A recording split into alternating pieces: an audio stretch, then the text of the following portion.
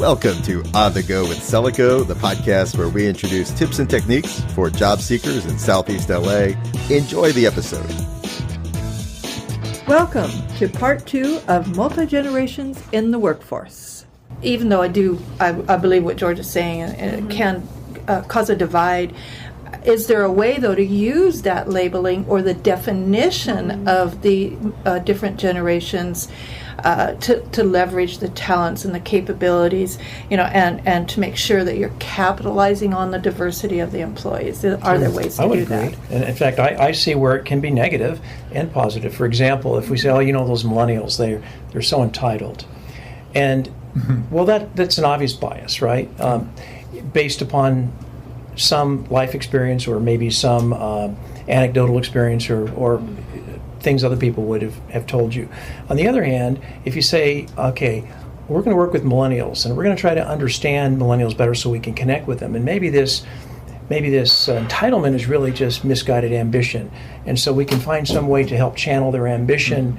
In other words, for example, if we went to a doctor and the doctor would ask you a series of questions about you, who your background, your makeup, to better understand you, to better help you, to better guide you, right? Well, the same way as employers, as business people that are trying to bring in good talent, because let's face it, the millennials and then the Gen Zs, they're coming, and that's our labor pool. So we've got to find ways to connect to them, and we have to have meaningful conversations. Yes. And how do we do that unless we get to know them and better understand them? So I would say, yes, we can use the term in a proper way. So we better know how to craft our responses and how to better recruit and how to better prepare them for the environment. Like if we're in a very traditional environment, they need to be, I don't want to say warned, but they need to be have this explained to them of what these obstacles are and how you best can connect with these people, right? So it goes a couple of ways. I see it both.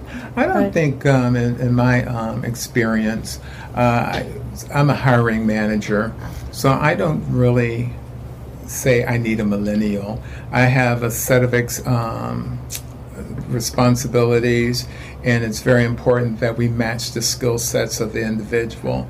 Now, working in the nonprofit area, oftentimes you'll find that person that has that nonprofit background because they're more compassionate, they're more mission driven, so they're really ready to really be part of that organization. That's how I see the not-for-profit organization. But my for-profit, I do find that I don't ever say I needed this type of person. What I do need is the skill set, and I need the energy. So when you have that, since I'm a hiring manager, it's very important for me to see that energy level, to be able to quiz them in our interview to see if they can do that, whatever it is that we need them to do. So in accounting, it may be a little different in some areas because you can quiz. You can tell an accountant whether they know their stuff or not by just asking a question or two, and you can say, okay, Terry knows his stuff. So it's very. So I think millennials, and when you think about labels, it's unbelievable. I think we were all raised with labels. I come from a family of 5 kids, and so my mother would say, oh my God, that's the one that's really outgoing here, that guy there. So that's already a label. So I think we can't get around. You look at music today, music, everything's in a box. This is that, Terry's this, whoever's that. So I think it's just understood that we're all always going to be in a label, even though we may not like it or not, but someone's going to put us in a box. So we all get labeled some way or another, but I like what you were saying is learning how to use those labels appropriately and for improvement, enhancement. Yes. Great. I've heard it said that although there are commonalities among the generations, it is the subtle differences that cause the conflict. Have you seen this, and how have you effectively dealt with those differences? I've seen it, and I believe that, again, it's been said here at this table that you're going to have a younger generation usually that has better skills at the technology end of it. I was an engineer. When I started out, I did everything with a pencil and a vellum and an electric eraser. The most important tool was the electric eraser, you know. Today they have CAD systems and SolidWorks, and when people used to ask me to make a change, I got angry. when now you ask an engineer to make a change, oh yeah, it's no problem. They just press a button here and here, and the whole thing all changes. So technology has made it very interesting. You got to have those different skill levels, different levels of stamina, education. And again, from a management standpoint, we have to figure out how to put those skill levels together. And so I agree with you. I don't even think about hiring a millennial. I just look at the skill levels that we need to build the teams of people. And we have the people all positioned that way in the company and in groups. They're doing it in the schools today. If you go out and go down to Haskell Middle School or places like that and watch how they're teaching these children that are in 7th and 8th grade, they're all sitting around a table like this, working collaboratively together. So I'm really excited about the future. And again, on a day-to-day basis, label never comes into our mind or our vocabulary, frankly. Good. But there are real differences between the generations, and I think just to understand them is helpful. For example, in my generation, I came from the generation where you heard this term a lot. Children are to be seen and not heard. So any of you that remembers that, you know you're that was one my of us, generation. right? Okay. And I still believe that. Right. Very good. And as one guy said, you know, when he grew up, he used to go someplace with his grandmother would take him someplace. He'd be 8 or 9 years old, and he'd be on the front seat, no seat belt, and he'd walk over and give his grandmother a kiss, and he'd go back and look out the window. Today, that grandmother would be arrested for child endangerment. So things have changed a great deal. You know, so the same individual talks about when he went on vacation, his father said, we have 2 rules. Rule number 1. We can leave with an empty bladder and a full tank of gas. Rule 2. When we run out of gas, then we'll, so we'll stop. So basically, shut up, sit in the back, and we'll let you know when we get there. Today, it's unheard of. Today, they talk about the parents of the millennials. They talk about it as the concierge generation. Hi, son. How did you sleep last night? Was your sleep okay? You need your pillow ruffled a little bit, you know? Now, these are all extremes because nobody's exactly like that. But there are these definite trends. Children today want to be engaged. They want to be asked. When we go on vacation, you don't just tell them where you're going. They want to participate in where you go on vacation, right? So I just think it's helpful understanding these differences, but it all goes back to that same point of trying to find ways to connect and realizing that, my generation is just shut up and go do your work. And when you have an opinion, we'll give it to you. Nowadays, right? Nowadays, that doesn't fly anymore. It doesn't fly, and rightfully so. We've learned. We have collaborative thinking. We want to work together. So the generations can really work and do well together. I've learned, regardless of generations, I did a lot of hiring, and I made a lot of mistakes. And I learned a lot by making a lot of mistakes. I'm not recommending it, but it's just kind of part and parcel of the course. So I learned, and within every generation, whether it's a millennial, Gen X, or whatever, you want the very best. For your company, you want the very best. And you want the ones that aren't so good to go work for the competition. That's really the way it is. So how do you hire the best? So I always found, regardless, I never looked for a specific generation, but I did look for, and I think we've talked about this before, Margene, number 1, work ethic. You've mentioned this. Do these people want to work? Are they self-starters? If I have to give you an alarm clock so you can come to work on time, you're not the kind of guy that I need in my company, for example. I'll let somebody else work with you and do that. And believe me, I started out trying to give out alarm clocks. It doesn't work. The second, so it's work ethic is first. The second thing is relational skills. I want people that can get along with other people. People that, I don't care how smart, how bright you are, you might be in the top 5% of your MBA class from Harvard, but if you can't sit down and talk and have a conversation with somebody on an equal basis and make them feel welcome and involved, really, you're not going to do well in my organization, for example. So work ethic, relational skills, key, because you have to get along with people. And then the third thing would be skill set. yeah, skill's important, but I don't necessarily need the guy or the gal that's at the top of the class. I need the one that'll work hard, who work with others collaboratively, and actually has the skills to get the job done, regardless of whatever cohort they're in, millennial, Gen X, Gen Y. Every organization, we want the best people, right? So Definitely. that's been my experience.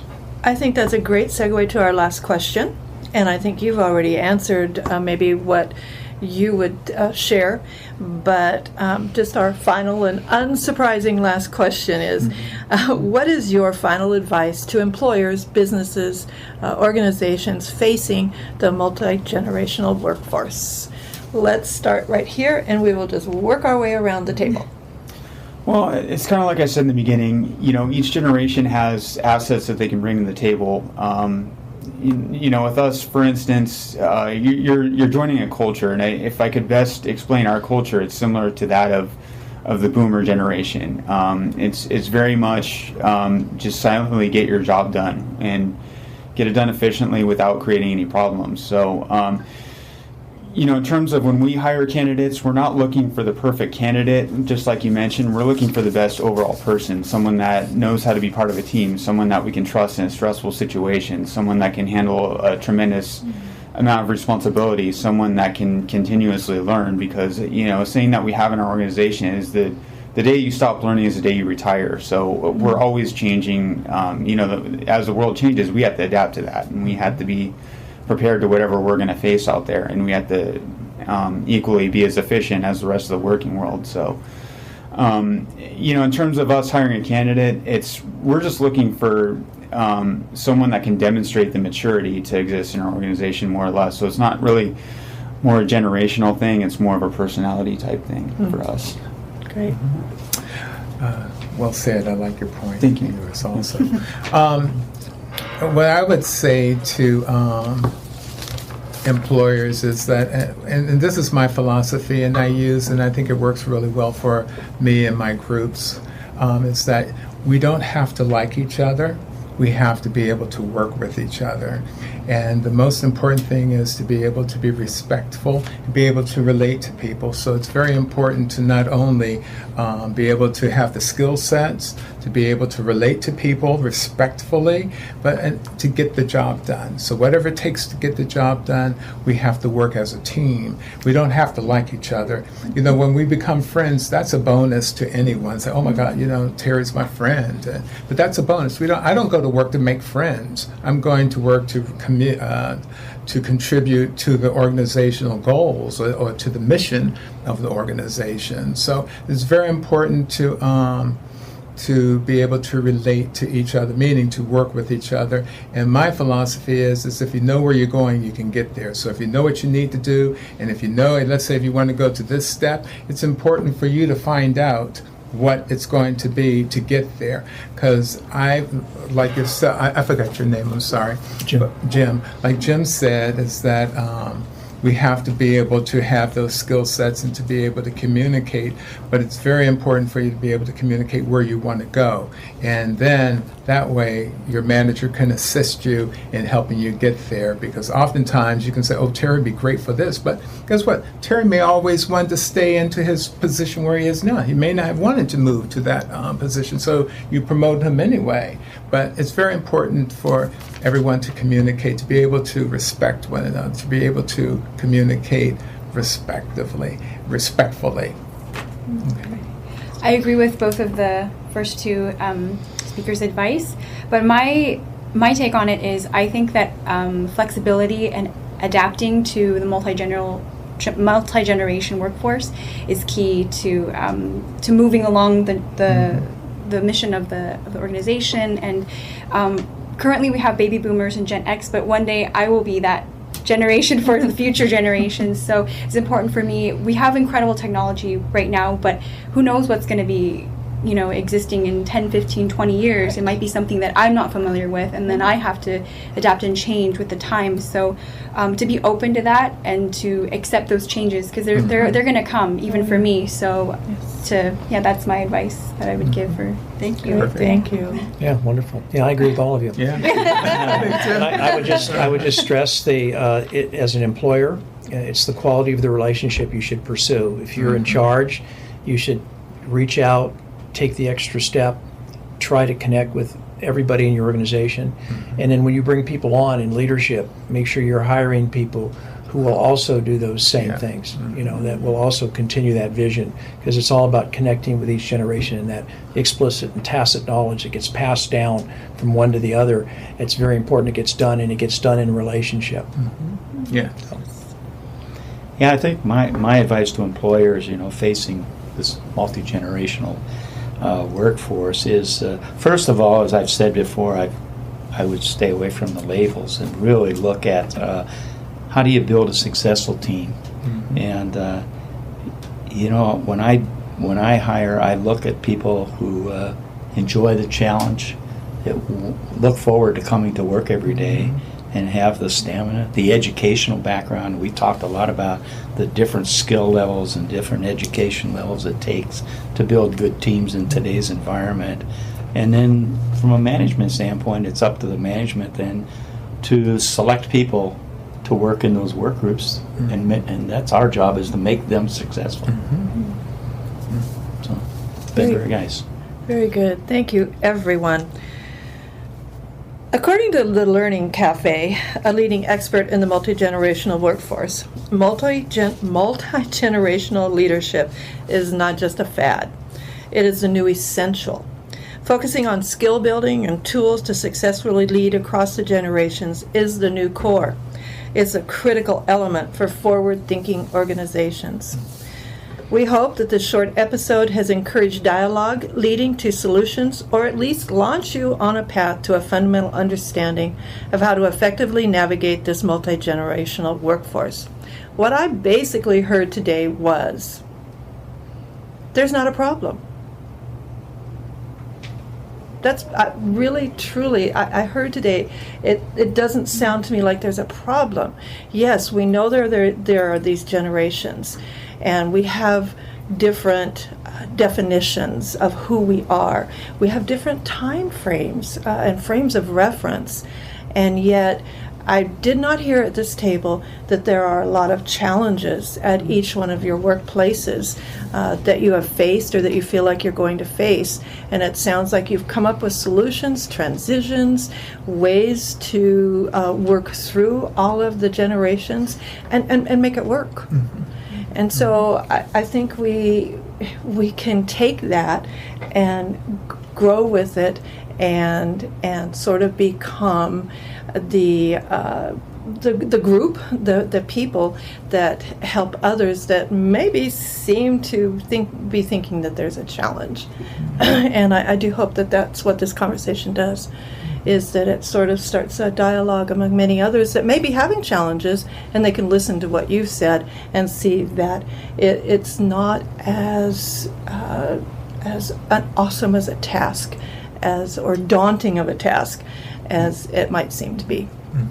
I really want to thank everyone for your thoughtful and definitely inspiring. It's been inspiring to me to hear what each one of you have to say, from generation to generation to generation to generation. Thank you very much. Thank you for having us. Thank you for listening to On the Go with Celico. If you've enjoyed the episode, please subscribe to the podcast on iTunes. You can also download our app, available for free on Google Play and the Mac App Store. Thank you for listening, and we'll be back soon with a new episode.